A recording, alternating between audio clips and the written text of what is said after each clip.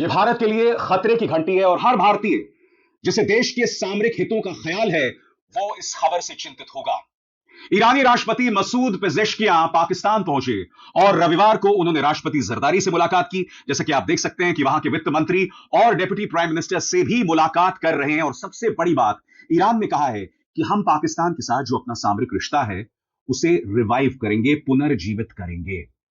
हमें यह नहीं भूलना चाहिए दोस्तों, ये वो पाकिस्तान है जिसने डोनाल्ड ट्रंप के लिए नोबेल शांति पुरस्कार की मांग की थी। बावजूद इसके राष्ट्रपति मसूद पेजेश्कियां जो हैं वो पाकिस्तान जा रहे हैं और पाकिस्तान के साथ रिश्तों को बेहतर करने की कोशिश कर रहे हैं। कभी आपने सोचा ऐसा क्यों हो रहा है? यह हमारे विदेश मंत्री एस जयशंकर की नाकामी नहीं है तो क्या है? आपको आसान लफ्जों में अब मैं बताने वाला हूं कि ऐसा हो क्यों रहा है। ईरान को मौजूदगी चाहिए पाकिस्तान में ताकि वो अपने सामरिक हित आगे बढ़ा सके। सबसे बड़ी बात, राष्ट्रपति मसूद पेजेश्कियां भारत नहीं आते हैं। और ऐसा क्यों हो रहा है? क्योंकि पिछले 11 सालों में इस देश के अंदर जो तमाशा चल रहा है ना, जिसके अंदर मुसलमानों की बेइज्जती की जाती है, लिंचिंग की जाती है, मुस्लिम देशों के बारे में अनर्गल बयान दिए जाते हैं, यहां का प्रचार तंत्र, यहां का मीडिया मुस्लिम देशों के बारे में गंदी गंदी बातें करते हैं, इसका असर अब भारत पर पड़ने लगा है। इसका नुकसान अब भारत उठा रहा है। और मैं आपको बताता हूं क्यों। क्योंकि याद कीजिएगा दोस्तों, अभी कुछ ही दिनों पहले की बात है, इंडिया टीवी ने यह शो चलाया था आपकी स्क्रीन पर। ड्रग्स लेते हैं और दिन भर सोते रहते हैं, ईरान के सुप्रीम लीडर आयतुल्ला खामेनी को लेकर बड़ा खुलासा। और मैं आपको बता दूं, यह सिर्फ इंडिया टीवी ने नहीं किया था, कई न्यूज चैनल्स ने ऐसा किया था। अब आप ये सोच रहे होंगे कि भाई एक दो कौड़ी का न्यूज चैनल इस तरह की खबर चला दे, इसका क्या असर पड़ता है? नहीं, जैसे मैंने कहा, हम एक ग्लोबल विलेज में रहते हैं, जानकारी एक जगह से दूसरी जगह पहुंचती है। और जब इंडिया टीवी और कई न्यूज चैनल्स, सिर्फ इंडिया टीवी ने नहीं, कई न्यूज चैनल्स ने खबर चलाई थी, उसका नतीजा यह होता है दोस्तों कि ईरान यह बयान जारी करता है और यह बयान अपने आप में बहुत कुछ कहता है। और इस बयान से आप समझ जाएंगे कि आखिर ईरान क्यों भारत के दुश्मन देश पाकिस्तान के करीब जा रहा है। वो ईरान जो अब तक भारत का सहयोगी रहा है, जिसने अब तक अहम मुद्दों पर भारत का साथ दिया है। आपके स्क्रीन पर जैसे ही तमाम न्यूज चैनल्स पर चला कि आयतुल्ला खामेनी जो है वो ड्रग्स लेते हैं, दिन भर सोते रहते हैं, तो ईरान की तरफ से यह बयान जारी किया गया। आपके स्क्रीन पर गौर कीजिएगा। भारतीय मीडिया को फर्जी और मनगढ़ंत खबरें फैलाकर जनता के भरोसे और अपने प्रोफेशनल साख से समझौता नहीं करना चाहिए। पिछले कुछ दिनों में देखा गया है कि कुछ भारतीय न्यूज आउटलेट्स, जिनमें कुछ बड़े नाम भी शामिल हैं, ने ईरान और उसके महान नेतृत्व के खिलाफ बेबुनियाद रिपोर्ट्स छापी हैं। ऐसी गैर जिम्मेदाराना रिपोर्टिंग न सिर्फ जनता के भरोसे को कमजोर करती है, बल्कि इन मीडिया संस्थानों की प्रोफेशनल इमेज को भी उनके दर्शकों के बीच बुरी तरह नुकसान पहुंचाती है। एम्बेसी यानी दूतावास ये स्पष्ट करता है कि वो अभिव्यक्ति की स्वतंत्रता और लोगों के सूचना के अधिकार का पूरा सम्मान करती है, लेकिन भारतीय मीडिया से आग्रह करती है कि वो भरोसेमंद और निष्पक्ष स्रोतों पर ही निर्भर करे और ईरान को लेकर सनसनीखेज और गलत खबरें फैलाने से बचे। एम्बेसी यह भी याद दिलाती है कि इस्लामिक क्रांति के सर्वोच्च नेता, जो ईरानी सशस्त्र बलों के कमांडर इन चीफ भी हैं, ने 12 दिन की थोपी गई जंग के दौरान सैन्य अभियानों का सफल नेतृत्व किया, जिसमें ईरान ने आत्मरक्षा के ठोस कदमों से ज़ायनिस्ट यानी इसराइल को करारी हार दी। एम्बेसी को उम्मीद है कि भारतीय मीडिया पत्रकारिता की सच्चाई को कायम रखेगा, बाहरी प्रोपेगेंडा हिस्सा बनने से बचेगा। क्या यह इत्तेफाक है कि उसके बाद ईरान जो है पाकिस्तान के साथ रिश्ते बना रहा है? आखिर मैं आपसे क्यों कहता हूं कि ये जो गोदी मीडिया है वो समाज का दुश्मन है, देश का दुश्मन है। ये लोग इस तरह से करके देश का मजाक ही नहीं बनवा रहे हैं, देश के लिए मुश्किल हालात पैदा कर रहे हैं। और हमारे यहां क्या करते हैं?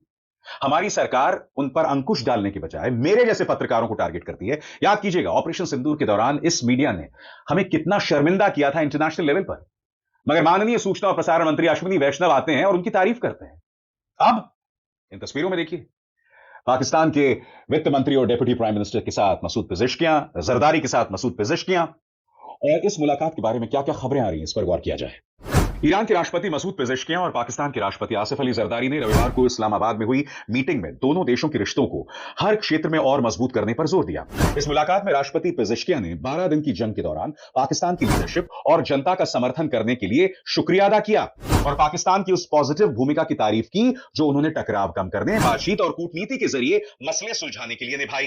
राष्ट्रपति जरदारी ने कहा कि पाकिस्तान और ईरान के रिश्ते भाईचारे पर टिके हैं, जो एक जैसे धर्म, संस्कृति और आपसी सम्मान की नींव पर बने हैं।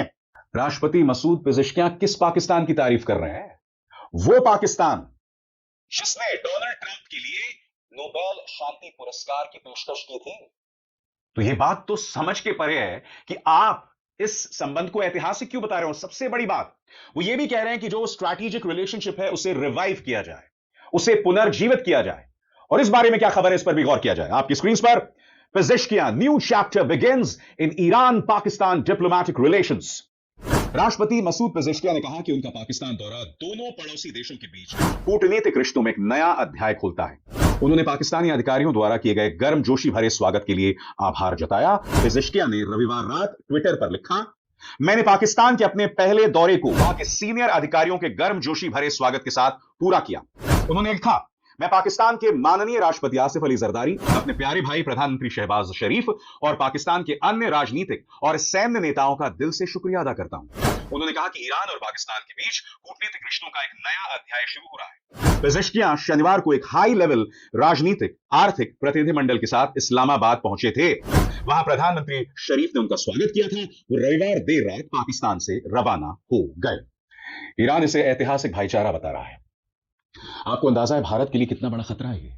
भारत जो है वो ईरान के साथ चाबहार पोर्ट के जरिए व्यापार करता है। चाबहार पोर्ट जो बाकी यूरोप के लिए, भारत के लिए दरवाजे का काम करता है।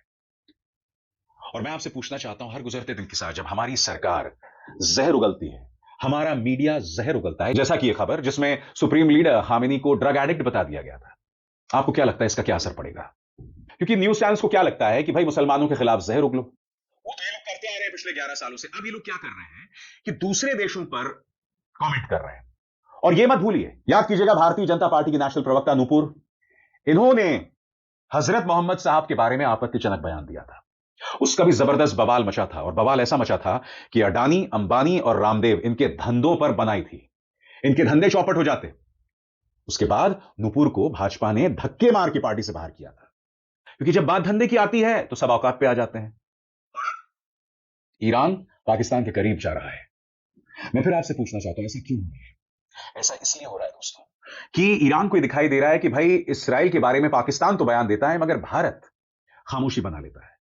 जबकि आप जानते हैं कि गजा को लेकर भारत का एक स्टैंड है, ईरान को लेकर एक पारंपरिक रिश्ता रहा है। और मुद्दा यह नहीं है कि ईरान, इस्राएल और गजा को लेकर भारत को क्या करना चाहिए या हमारे पारंपरिक रिश्ते क्या रहे। मुद्दा यह है कि हमें यह देखना चाहिए कि इस्राएली प्रधानमंत्री बेंजामिन नेतन्याहू कर क्या रहे हैं। यह आदमी 60,000 लोगों को मार देता है गजा में, तो हमें खुलकर बोलना चाहिए। यही बात सोनिया गांधी लगातार बोल रही है, भारत सरकार खामोश। यह व्यक्ति बगैर किसी कारण लेबनान पर हमला बोल देता है, सीरिया पर हमला बोल देता है, और फिर ईरान के साथ 12 दिन की जंग होती है। भारत सरकार का रवैया लगभग खामोश है, न के बराबर। प्रधानमंत्री ने राष्ट्रपति मसूद पेजेश्कियां को कॉल तो किया था, मगर आप जानते हैं उसके कोई मायने नहीं है जब आप इस तरह से खामोशी बनाए रखते हैं।